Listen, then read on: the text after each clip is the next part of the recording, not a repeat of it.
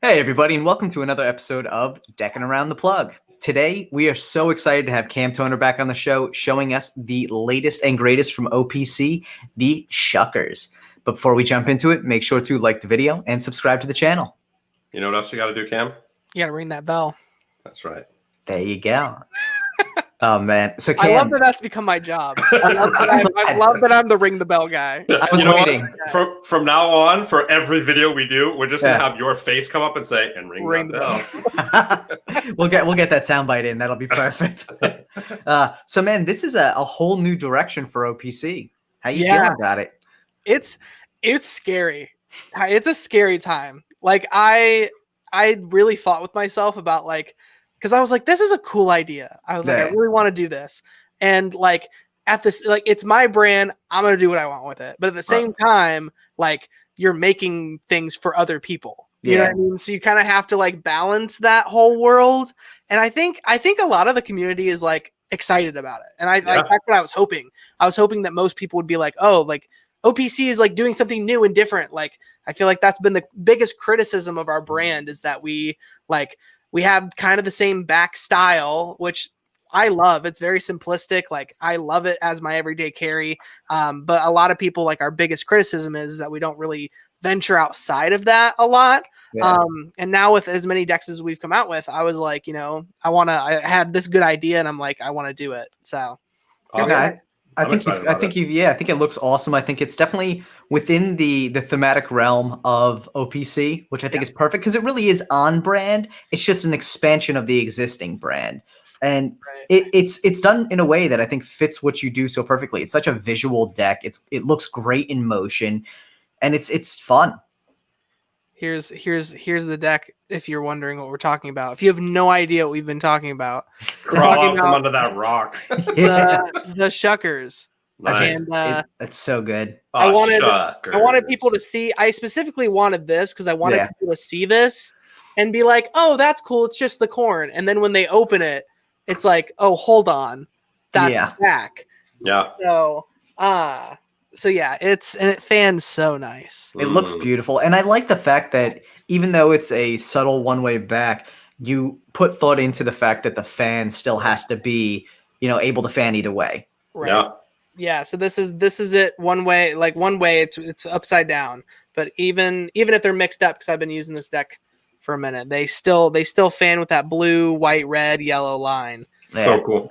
That outer border of the corn is two-way. Yeah. So cool. I love the inspiration behind these was I like the checks from anyone a lot. And I really liked the Cubics deck. Oh, yeah. I carried that around because I just thought it was freaking dope. I was like, it's cool that there's 4 different backs. It's all different colors. I loved doing different moves that gave displays and things because I think it looked cool. The colors looked cool in motion, especially when you get different colors in different shapes. Yeah. And I was like, okay, if I made an OPC version of those 2 decks, what would it look like? And I was like, well, obviously corn, you have to do the kernels because then you can do all sorts of fun stuff with it. And I don't know if it's correct. It's called Indian corn though. So it's got the different colors on it. So that was the inspiration for it. Nice. And then when I was messing around with the back design, I said people would go nuts if we did one way. And because if I'm gonna do it, I'm gonna go all the way in, Right. Yeah. And the one part I don't like about Cubics because I have OCD is that they don't fan, they don't look the same when you fan, because there's 4 different backs, so it's all mixed up, which is fun. I get it because Rubik's Cube, it's all mixed up, cool. But for me as a consumer, I was I don't like that. Yeah. I need it to fan. Yeah. Yeah, there's something satisfying about a fan where the fanning elements line up all the time. Right. Yeah, that's true. Very true. So now, did you hand? I want to say hand pick, but did you choose which kernel got which color?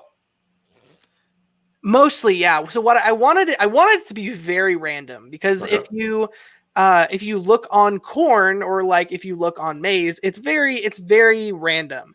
Yeah. And actually with I wanted to kind of have clusters of the same color are like colors closer together, Yeah. just because like I remembered from, you know, high school biology that like it's that, you know, organisms that are close together, because technically each kernel has its own cells and it's its own little thing.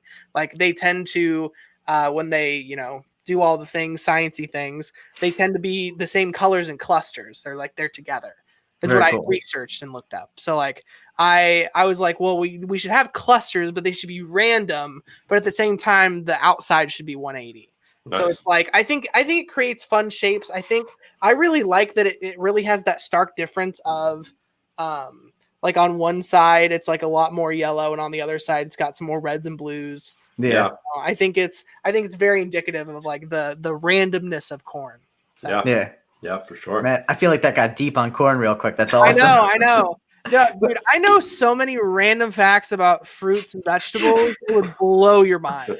I mean, I think, you know what, though? I think that's what makes the brand so strong, is that it's not just like you sitting there being like, I'm going to throw whatever on the back of this. Let's just take a picture of a cob of corn, and that's what's going to be on the back. Like, you actually do the research into the fruits and vegetables that you use on these decks, which is interesting. And so now this is also kind of a groundbreaking deck, because corn's a vegetable, isn't it?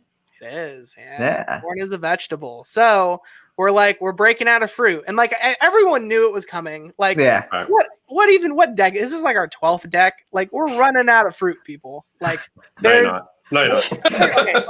Okay. We're not running out of fruit. We're not running out of fruit. We're running out of like the fruit people know.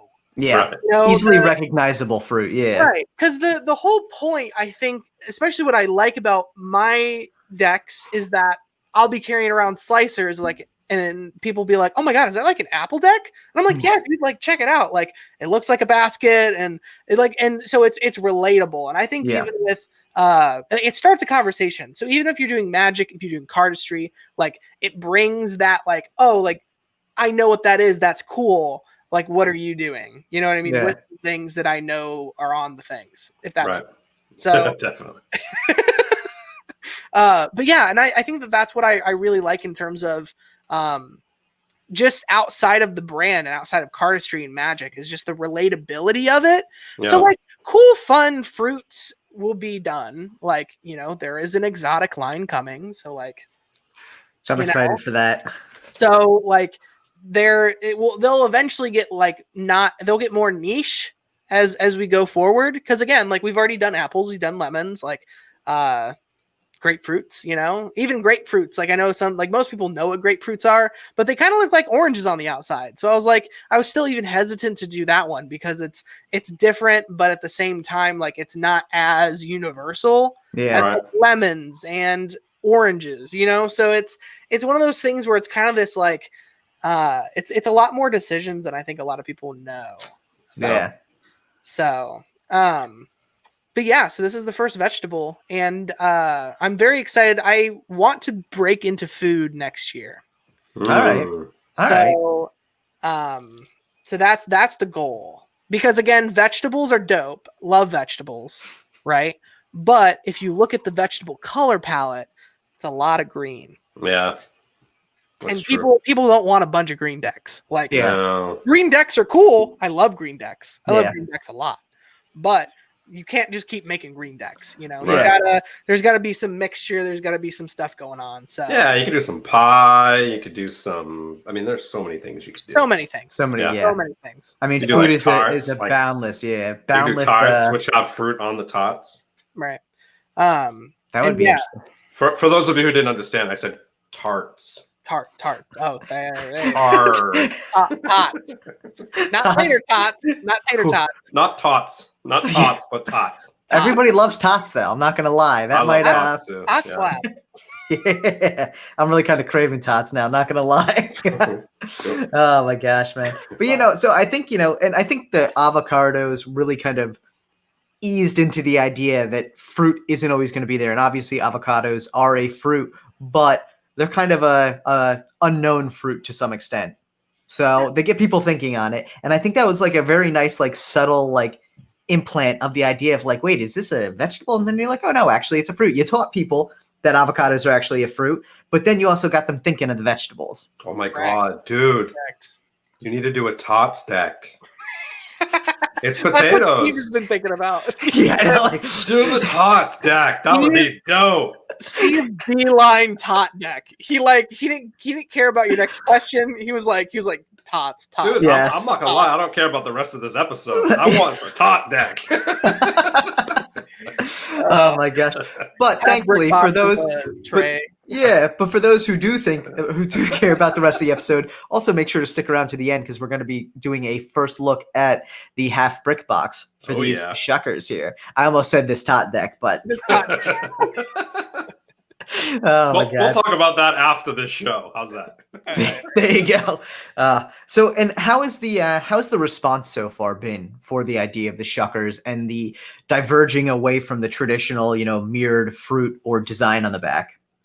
It's been really positive. A lot of it has been. And again, the whole thing, I knew not everybody would love it. That very much was a thing I knew. I was like, not everyone's going to love it. There are going to be some people that are going to be like, hey, yes, you do the same back concept, but it's a different fruit every time. I really enjoy just the very simplistic, versions of your decks, which is completely valid, completely fine. And I knew most people would either they'd be like, oh yeah, I like this, or it's nah, not this one, and that's okay. Right. That's why this one's actually only a 2,500 run, because we wanted to test the waters and make sure that this was something that people might be interested in. Yeah. So if you like it, show up, buy them, and that is going to influence us to do more concepts like that, and to do keep experimenting and meshing things together and trying new things. You know what? If people don't like it, they'll still buy it. That is very true. Even people who don't like it buy it, and I think that's part of the collecting hobby. People definitely want that completionist aspect. But I think anyone who appreciates the brand, it's worth looking at. It never hurts. And at the end of the day, you buy the cards, you take a look at them, you decide you don't like them, you sell them. Yeah. Well, and actually a lot of the OPC Hangout leaders. If you want to know what that is, go check out our website, OPC Hangout Groups. Tyler's a part of one. I am. I'm not a very active part of one, but I am. You're a busy man. Yeah. But I keep them busy. You can blame it on me.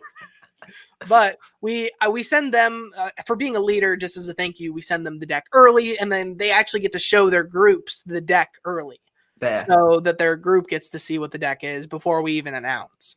And a lot of them, a couple of the leaders were like, hey, I'm this is okay, and then the longer they had it and the more I talked to them, and I think I had a call with one of them today, and they were like, yeah, at first I was like, this doesn't feel like an OPC deck.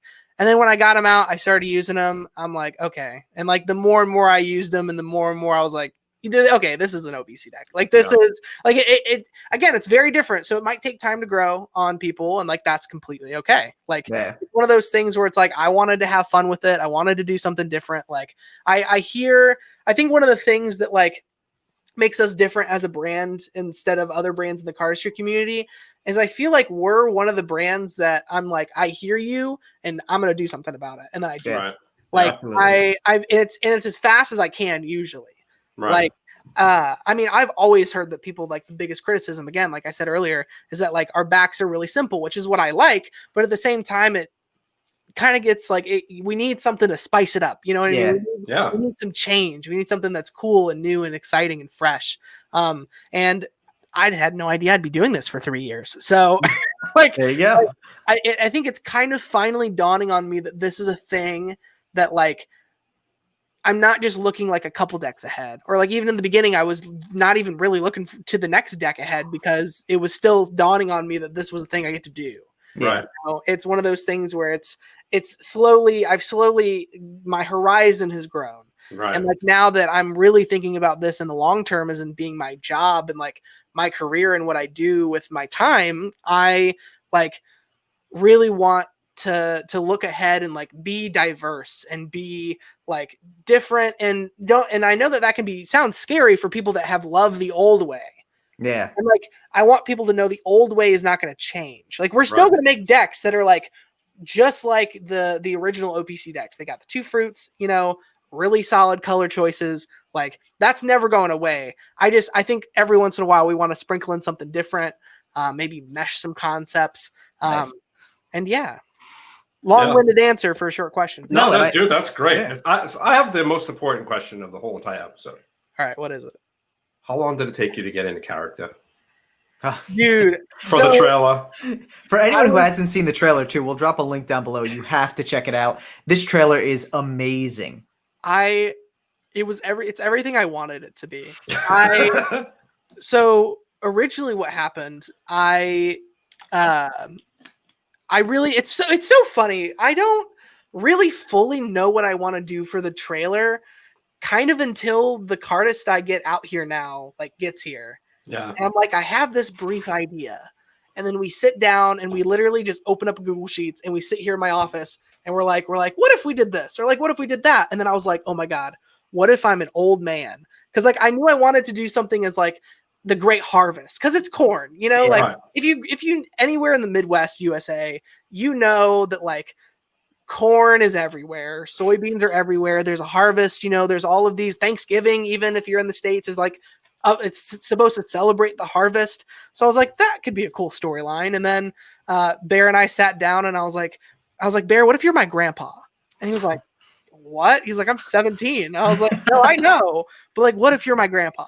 What if I'm a grandpa telling the story about my grandpa, which is you in the past, but in the future? Yeah. Oh my God, I love it. He was like, okay, yeah, I can get behind that. And then we came up with that whole storyline of the Great Harvest and how he found a deck of cards and then of course my film background, my film degree kind of helped me put the rest of the story together in terms of the town getting smaller and smaller, and then when he finds the cards, they get bigger and bigger. So it was like a feel good story. But it took a couple days again to film Bear's part. It took a whole day. I think we sat here for 4 or 5 hours, hashing out that tiny little 4-minute script. Nice. And it took my fiance 2 hours to do my makeup. Nice. Dude, and she did a phenomenal job though. I know. I'm kind of upset that you're not in character right now. I know. So if she didn't have lectures to watch, we'd be Grandpa Cam. So, Grandpa Cam should start becoming a semi-normal thing now. He needs to make some appearances in the future. I hope you've locked yourself into this now. I know. It's so good. It's Grandpa. It's not even Grandpa. It's Grandpa. Grandpa. It's gonna be the Stan Lee of all the ball things. I'm very excited for the future of that. I love it. And when she'd never done special effects makeup before, this, that was phenomenal. She sat with a tutorial up and was like, I kind of see what she's doing, and she was like, and it took 2 hours, and it looked awesome. Dude, and the power of women with makeup, man, they can work wonders with that stuff. Obviously. Right. Yeah, it turned out phenomenal, and and then I literally filmed it out on my back porch, throw some sound editing in there, and then it makes it seem like telling a campfire story, Yeah, that was cool. No, it was so good. It really it hit those emotional depths that you don't always expect from such a short trailer. But right. you're so good at really getting people emotionally invested in those trailers from the jump. It was story sells. I don't it's not even that that's the goal, but story, if you're not emotionally invested into it, I feel almost as a creator you're failing. Yeah, right. Your audience should be emotionally invested in anything that you do, even if it's a freaking corn deck of cards. They should be emotionally invested. I want people to feel something no matter what it is I'm trying to highlight. Yeah, totally. And I think that because it's so funny because I sit in our living room, and if I'm just chilling out, I'm I'll go watch some stuff on YouTube because we have a Flex, and I'll just get to the OPC YouTube. And it's almost like a Rolodex of memories for me because I can go back and watch the past trailers. I'm oh, I remember the story for that trailer. And I get those feelings back of where I was at that point in my life. And that's awesome. What it was I was doing. And I feel that can be that way for other people too. Yeah, for sure. See somebody with that deck. They're oh my God, do you remember Grandpa Cam? Or do you remember I don't the Indiana Jones Peelers V3? Do you remember that? You know what I mean? I don't know. It's awesome. Very excited as a creator and as a filmmaker to do that. So yeah, no, dude, that's exciting. We love the stories. We love the way you totally run your business, and the branding is obviously amazing. And I'm excited to see that brick box. I can't wait. I actually have one question. So, Steve, you're going to have to wait because I have one question. I think it's another very important question about OPC because, we talked a lot about how this is a divergence away from the, standard simple back that is OPC. But I think there's actually two things that make OPC in my mind. It's the mirrored fruit back design, which is very simple and clean, but then the custom little semi-custom fun court cards. Oh yeah. Now, are those? We're not seeing those go away though, right? No, those are never gonna go away. Those are so fun to do. Like, let me hit you with some real quick. I'm trying to find my favorite ones. We couldn't do a corn deck without doing cornbread. So nice. I love it. You have to have cornbread. Like, you gotta get. Got some cornflakes. Nice. Cereal. Like, you gotta really expand the mind to think of all of these different things. Did you do corn dog? We got corn on the sword. We got candy corn. Nice. Oh my god, I love the creativity that goes into the courts, and every single time that's always like my two questions when the deck's coming out. What's the fruit or vegetable? And there it is. And what are the courts going to look like? Because the courts are always such a fun little like added part to it. They're so cute. I want to say I don't know another way to put it. Like they're fun. They're fun. Yeah, they're fun. But they're fucking adorable. That's really what it is. Yeah. I love them. That's a good soundbite right there. They're fucking adorable. Right. Here's a fun thing. We'll know who watched this. We did ketchup on one side and mustard on the other. Nice. I love it. I love it. If you ever need you get a nice switch up there. Yeah, use it for magic. I don't know. Why would you have ketchup with not mustard? Do on a people corn put dog? Separate? Don't you put both on? I don't like mustard. I'm not a. Oh really? Dude, I've never had a corn dog. Just. I mean, they're good. They're good, but like I put ketchup on them. I don't put mustard on them. No. Oh really? But hot dogs myself, I put ketchup, mustard, and relish. But I haven't had a hot dog probably in 20 years. Yeah. Yeah. So with corn dogs, the corn breading around it changes the flavor profile from a normal hot dog. So like the ketchup mustard might not be bad, but ketchup by itself just seems to really pop well with it. You want to know what though? I put ketchup and mustard on my tots. I mean, I do too. Dude, sometimes I just do mustard on tots. Nice. So Cam's sitting over there having like a heart attack, like mustard. I put mustard on Doritos too. All right, wow. No, you don't. I do, dude. It'll change your life. Change your life. It'll change your life. Dude, I had somebody tell me about they told me the same thing about I think it was mayonnaise and peanut butter and sandwiches. That's disgusting. No. Yeah, right. Tell me about If you put mayonnaise on pizza though, that will pepperoni pizza blow your mind. I'm not a mayonnaise fan either. It's a weird texture thing for me. I don't know. Dude, mustard on Doritos, it'll change your life. Like, Cool Ranch, like the cheesy. Well, either one, it doesn't even matter. Anyone who's adventurous out there and wants to let us know what they think about Doritos and mustard, please leave a comment below because I'm curious and I want someone else to try it before I try it. Yeah. Just so you guys can, you're welcome now. That's all I'm going to say. You're welcome. I just changed however many people's life is going to try that. Oh my gosh. Well, on that note, Cam's like dying. I need a count of the amount of lives saved. Yep. We'll definitely get them. Every comment below is a life saved. Make sure to comment whether you try it or not. But dude, so I'm excited for this this half brick box though as well because I think this is always something that people really get excited about, and it's a different one. It's probably one of my favorite, I have to say. Yeah, I feel like every time you come out with a deck, I'm like, man, this is my favorite deck from OPC yet. And I think it's a great thing because you really do take what you learn from every previous deck and bring it for the next one. You really are always evolving, even if it's in subtle ways. And I think this one just hits perfectly. So, everyone ready to see this brick box? I am. All right, let's check it out. Oh, heck. This thing is amazing, man. Yes. Like, I absolutely love the look of this. Cool little silo. It's so good. Like with a barn texture. It's so good. Yep. And I think the lines, like the barn, like the line, the 3 lines going through it are embossed. Yeah, it looks embossed. The window looks embossed. Yep. The doors embossed. Yeah. And like I love the fact that the paint looks aged, it looks worn, it looks loved. Like that's the great thing about it. It's just so good. Well, it looks loved. I think it looks the other way around. It looks left alone. Yeah. It looks. I mean, if it was loved, it would be painted. You use the things. You use the things you love in life, and I think for especially in this capacity, let's go to the story of a farmer who uses his silo all the time. He loved this through necessity. Yeah, no, for sure. I think it's great. Yeah, definitely like going through just driving through any part of the Midwest. Like we just traveled out to Iowa recently.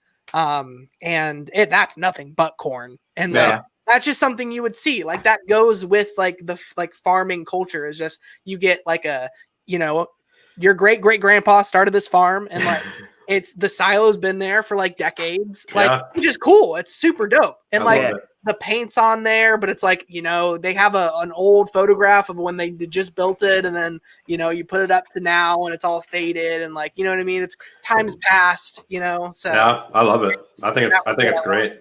So definitely my favorite by far. I think it's the most creative thus far. I mean, there's been so many good ones. Like honestly, that might have to be another video on our channel soon, top 5 favorite OPC half brick boxes. That'd be cool. You want to show us how they're stacked? Yeah, let's see. So that's what I was doing it's more vertical.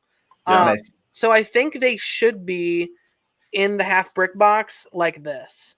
So they're stacked on top. So it's 3 by 2. Nice. Okay. So it'll stand. So it's got the wide side to stand on. So it's taller. So it like taller but skinnier. Yeah. No, that's going to look great. I mean, honestly, on a display, that's just going to look spectacular. I mean, if you look behind, I just love displaying things. My whole office is just knickknacks. Right. So it's like, I feel like I also kind of, I'm kind of a collector in that sense, as I like to display the things I buy. Like because it's people walk in and again, they ask, they're like, oh, what's that? You know what I mean? Like, what's this? And like, there's just things for people to look at, Yeah. So, for sure. Yeah. This deck really though is going to be a spectacular deck, man. I'm really excited to see how it does. Yeah, I'm relieved that people are excited. For sure. And it drops on the 9th, right? Yep. So Wednesday the 9th at 11 a.m. Eastern Standard Time on riffleshuffle.com. And as with most OPC decks, it's going to be retailing for $12. But if you get on it on the 9th, you're going to be able to get an early bird special on it for $8.95, which is a steal for these decks. I mean, they handle great. Anyone who has an OPC deck knows they handle phenomenally. And I mean, if you don't get it on that day, you're not going to get it. So at least not at a reasonable price. Yeah. The stock on these is Be Crushed. So nice. As of recent, yes, they've all mostly been Be Crushed. And then like I said earlier, this is only a 2,500 run because it is different. We're testing the waters, So if you guys really show up, if it like flies off the shelves and like, we'll be like, all right, we hear you. We're going to, for the next one, we're going to like make it a bigger print run. Just to subside some fears is that our next print run for next year. So it'll be the first print run of 2021 is 4.5K. Nice. And that's kind of the area we're wanting to like bump up to in terms of quantity. So like, we know that this year has been freaking insane. Yeah. Like the OPC fam is showing up. Like y'all are crazy. It's been like even 5K for Squeezers V3 sold out in like under 4 hours. Like that's crazy. Absolutely mind blowing. Awesome. So it's very much one of those things where it's like it's hard, especially when you come out with so many decks a year. I have too many ideas to only come out with one deck a year. So it's hard because you're seeing this deck.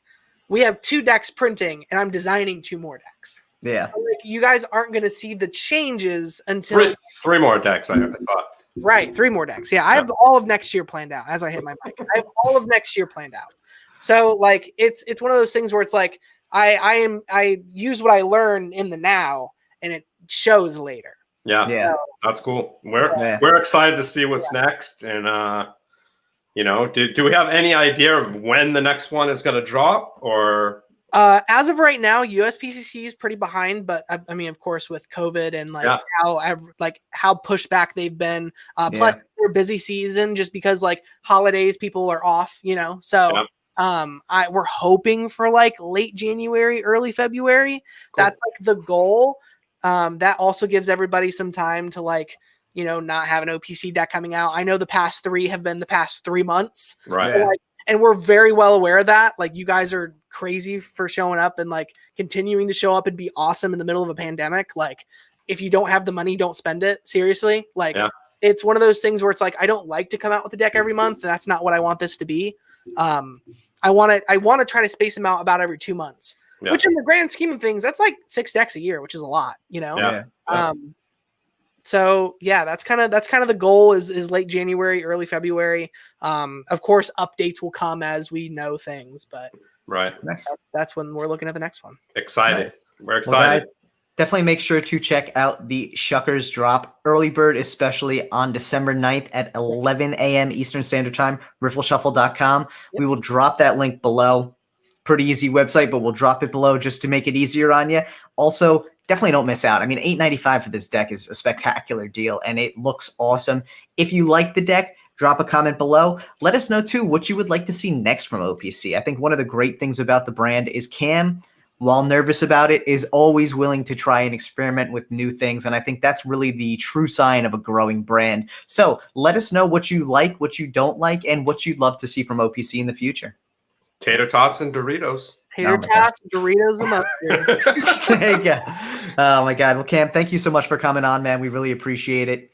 Thanks for having me. We love you. Our pleasure, as always. I love you guys too. See you, everybody.